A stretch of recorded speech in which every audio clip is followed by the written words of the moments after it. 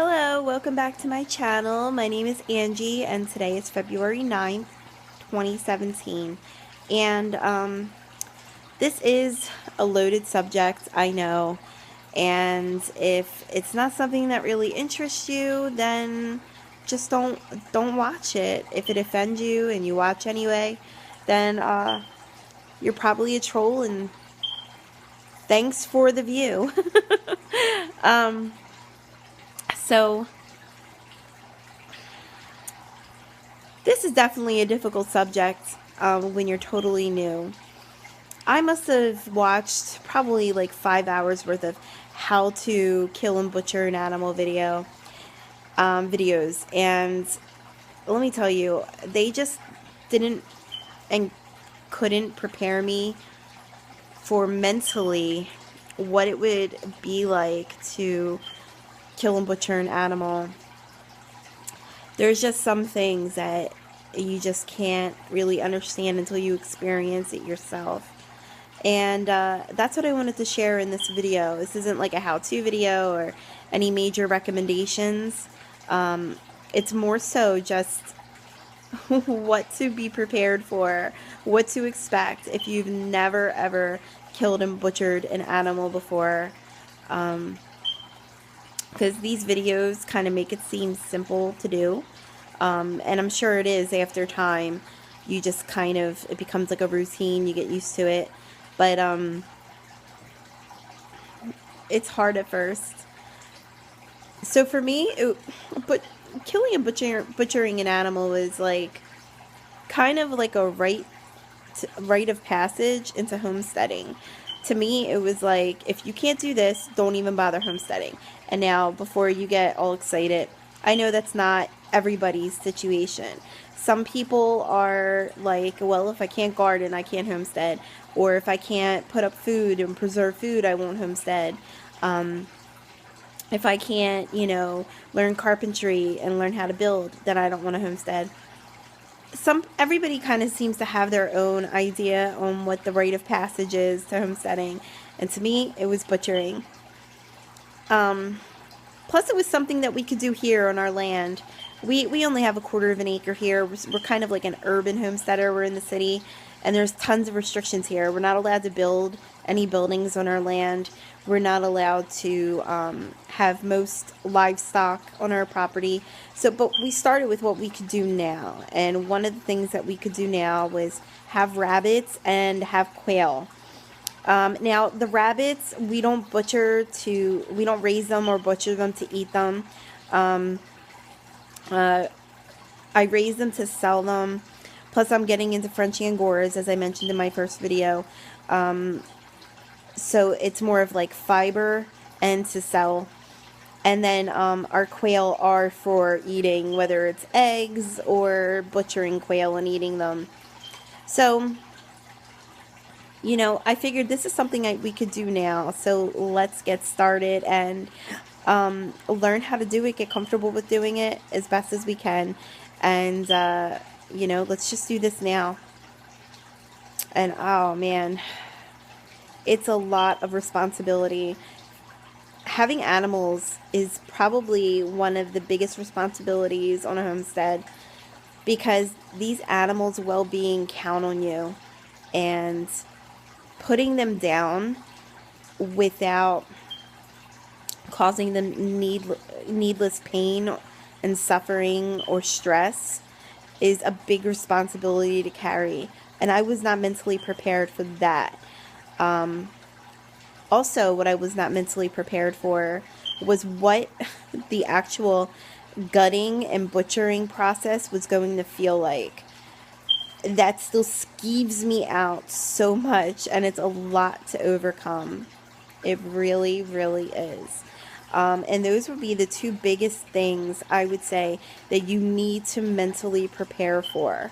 You have to get in the mindset that this animal depends on you for everything. For its comfort, for its security, for its health. and any kind of suffering it will have to go through.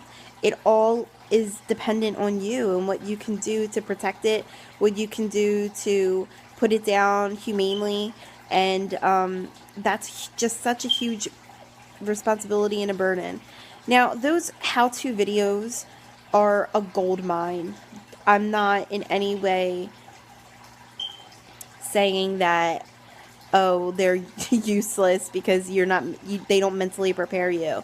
That's not what I'm saying. I think actually they are a huge benefit to people like me who don't know how to start, where to start, and who don't really have a mentor in their area. Like I said, I'm like in the city, and I'm not going to go out 2 hours away to a farm to learn how to do this. And people are also kind of weary about strange people, especially from the city, coming out to their farm. So I knew I was going to have to learn to do this on my own and do it the hard way. So let me tell you, that first part is huge. It's huge. These animals are so practically helpless without you and your ability to care for them properly and to end their lives without causing them pain or suffering. When you actually go to dispatch the animal, you have to kind of go all or nothing. You can't hesitate. You have to just do it or don't do it at all. Period. Now, I'll tell you that when I tried the broomstick method on the first rabbit, it was too much for me. I couldn't follow through, so I didn't do it. We wound up using the gun on them, and I felt so much better with using the gun because you're more detached from the animal than to handle it with your hands and dispatch it. So I would recommend starting out, if you have a high-powered pellet gun, go that route, because that to me is still way easier than any of the other methods that are kind of hands-on. Then the processing part. There are just some things that you just cannot get mentally prepared for. You see these people in the how-to videos just like, cutting off the head and peeling off the skin and opening it up and ripping out the guts, and after you watch it a few times and you desensitize yourself a little bit from what it looks like how graphic it looks, then you actually do it yourself, and it's not just what you're seeing, it's what you're feeling and what you're smelling. Oh my gosh, the whole process is just like so mind-blowing. Like, I'm used to handling raw meat, and it feels gross, and but it's cold and it's firm. Like if you buy a chicken from the store, it's cold, it's firm, even if it's slimy. You're used to that. So when you have an animal that you just killed, this thing is still like warm inside. I mean, not just warm, but like hot. They're 98 degrees in there. It's so bizarre feeling that. It's so bizarre, and it actually messes with your mind at first because you're not used to that. Society has numbed us from where our food comes from. We pick up a burger and we're like, delicious burger, but we rarely think about the animal who gave its life for us to eat dinner that night. And this to me has really brought me back to having that respect for animals and their sacrifice, and also respect for the people who had to butcher them, because that's a hard thing to do. It's a hard thing to do. So I wanted to just make a video like this just to kind of mentally prepare people who just have not a clue. They've never butchered an animal before, but they really want to be self-sufficient and raise their own food. I will tell you right now, and rabbits are one of the easiest animals to start working with, let me tell you. It's still almost a traumatic experience at first doing this. But once you do it a few times, it does seem to get slightly easier each time. It gets easier ignoring the feelings that you feel and stuff like that. And if at first you butcher an animal and you were just like disgusted that you just did that, don't eat it. Give it to your pets. My animals love rabbit and they love quail. So just feed it to your dogs or something at first if it's just too much to stomach. That's what I've been doing. Well, not that I eat rabbits, but the quail even. You know, my first couple quail that I ate was very difficult to eat. It was hard to even stomach it just because of what I had to do to make that food possible. It was just totally bizarre.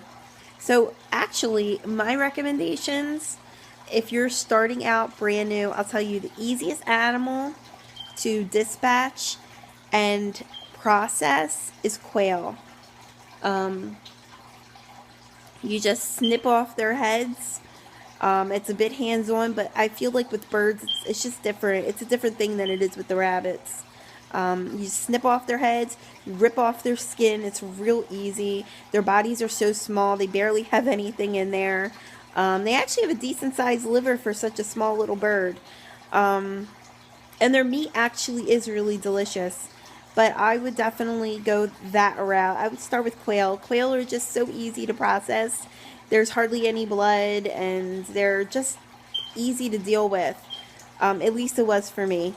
Sorry it's so dark in here. I was trying to record this earlier when it was sunny, and it just didn't work out that way. But I hope this was helpful to somebody who's out there who's brand new and doesn't know what to expect. Let me tell you, there's just some things that you will never be mentally prepared for. You will not be mentally prepared for how dependent these animals are until you have them.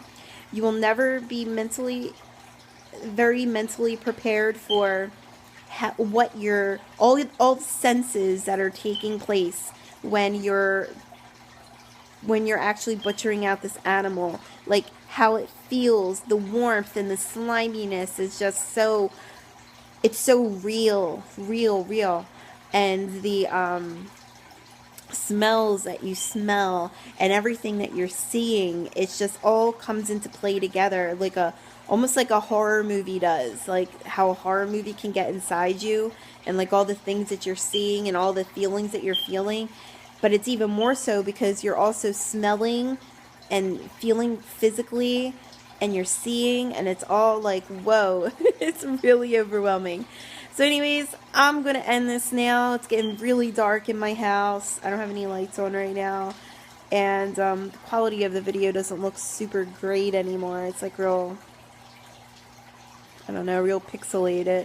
But anyways, I hope this was helpful. If you like this video, give it a thumbs up. And please subscribe because I'm going to be posting all kinds of videos about my journey and just what I'm going through as a noob.